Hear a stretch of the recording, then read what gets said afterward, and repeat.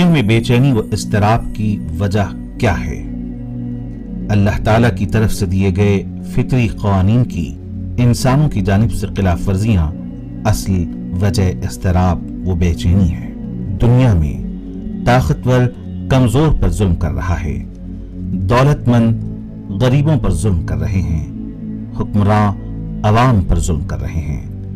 اس ظلم کی چکی میں سب سے زیادہ پسنے والی قوم مسلمان ہے، اور مسلمانوں کی حیثیت دنیا میں کیڑے مکڑوں سے کم اور ان کی عزت و آبرو غلام اور باندیوں سے زیادہ بے حیثیت ہو چکی ہے۔ دنیا کے مختلف ممالک میں مسلمانوں کو کیڑے مکوڑوں کی طرح مارا جا رہا ہے اور ان کی عزت و آبرو پامال کی جا رہی ہے، مثلا برما، سیریا، عراق وغیرہ۔ آج دنیا میں 50 سے زیادہ مسلم ممالک ہیں، اس کے باوجود ان کی حیثیت سمندر کے جھاگ سے زیادہ نہیں ہے۔ دنیا کے قیمتی وسائل مسلم ممالک کے پاس ہیں۔ دنیا میں تیل کی دولت کا 80% ذخیرہ مسلم ممالک کے پاس ہے، پھر بھی ہم بے حیثیت ہو چکے ہیں۔ ہمارے ملک کی صورتحال، استحصالی اور استعماری قوتوں نے ہمارے ملک کو بھی اپنے ناپاک منصوبے کے نرقے میں لے رکھا ہے، جو فسطائی طاقتوں کے ذریعے ظلم و جبر، استحصال و استبداد کے بل پر اپنے ایجنڈے کو تیزی سے آگے بڑھا رہی ہیں، جس کے نتیجے میں ہمارا ملک عوامی فلاح بہبود، عمومی نشوونما و ترقی اور عالمی عروج جیسی مثبت راہوں پر چلنے کے بجائے مذہبی تعصب، عداوت و نفرت، صنفی تشدد، ذات پات کی تفریق اور معاشی عدم مساوات جیسے راستوں پر چل پڑا ہے۔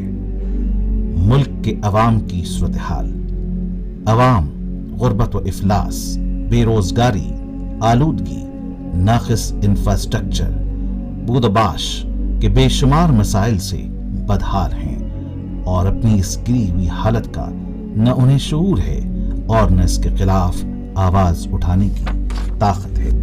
ملک میں مسلمانوں کی صورتحال، انسانیت کے ہر طبقے پر ہونے والے ظلم و ستم کے خلاف اٹھ کھڑے ہونے والی امت کا ملک میں حال یہ ہے کہ انہیں اپنے ہی ملک میں اجنبیت کا احساس دلانے اور دوسرے درجے کا شہری بنانے کی کوشش کی جا رہی ہے۔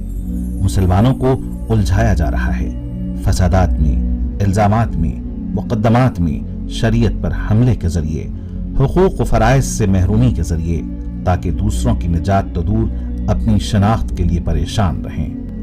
اضطراب میں مبتلا ملت اسلامیہ ہند۔ ملت اسلامیہ ہند کے بزرگ، نوجوان، خواتین اضطراب میں مبتلا ہیں۔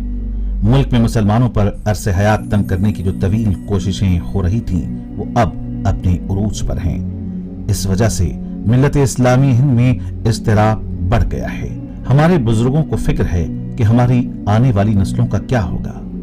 ہمارے نوجوان یہ سوچ کر مایوس ہیں کہ وہ ان طاقتوں کا کس طرح مقابلہ کریں گے جو ان کی ترقی کی راہ میں رکاوٹ ہیں۔ ہماری ماں اور بہنوں کی فکر ستا رہی ہے کہ شریعت پر آنچ آ جائے تو ہم کس طرح اس کو گوارا کر سکتے ہیں۔ ملک میں مسلمانوں کے حالات، مسجدوں کے میناروں سے بلند ہونے والی آذانوں پر اعتراض ہو رہا ہے۔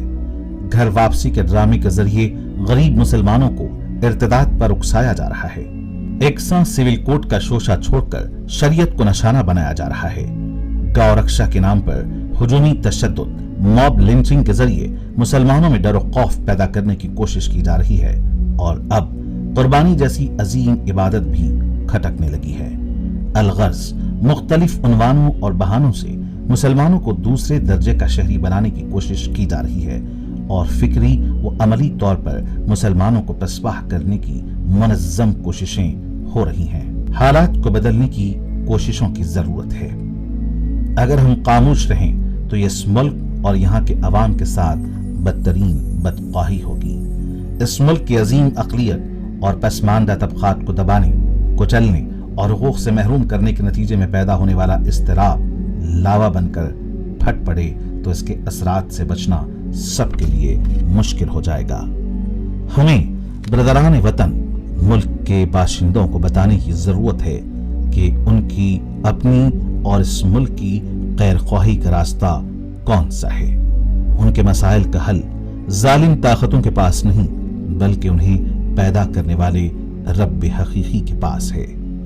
ہم ملت اسلامیہ ایک مضبوط اجتماعیت بن کر برادران وطن تک اس پیغام کو احسن طریقے سے پہنچا سکتے ہیں، اور یہ وہ کام ہے جس کے ذریعے حالات کا رخ پلٹا جا سکتا ہے۔ ملک کے حالات کو بدلنے کی جماعت اسلامی ہند کی سعی۔ جماعت اسلامی ہند کا ایقان ہے، وہ یقین رکھتی ہے کہ سماج میں ایک تعمیری اور پائیدار انقلاب کے لیے بڑے پیمانے پر عوام کی ذہن سازی، عوامی شعور کی بیداری اور تربیت ہی واحد راستہ ہے۔